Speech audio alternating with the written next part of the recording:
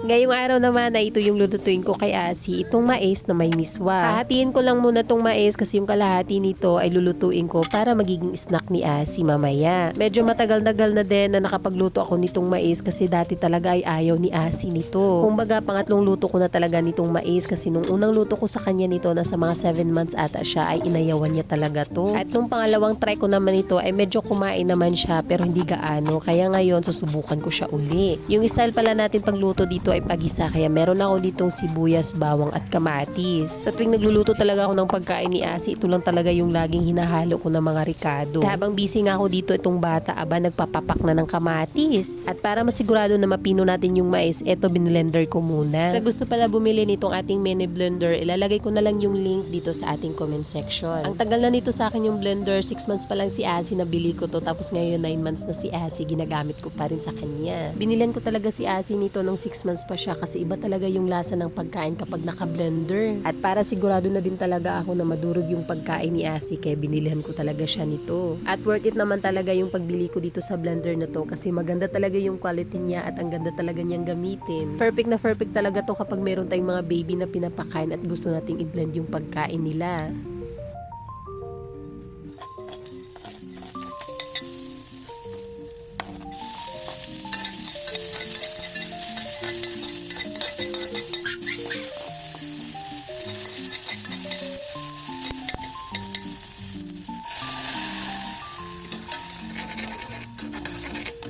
Nagdagdag pala ako ng tubig nito kasi medyo malapot, tapos mamaya maglalagay pa tayo ng miswa.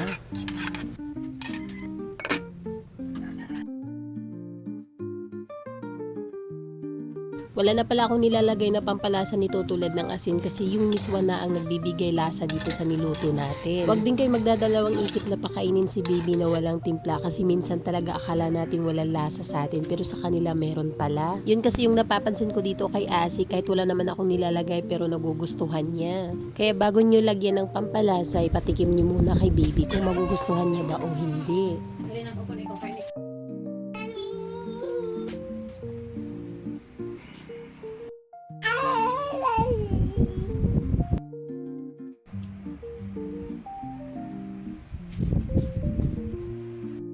Nakantahan ko nga si Asi dito kasi nagagalit siya kasi gusto niyang umalis dyan sa inuupuan niya.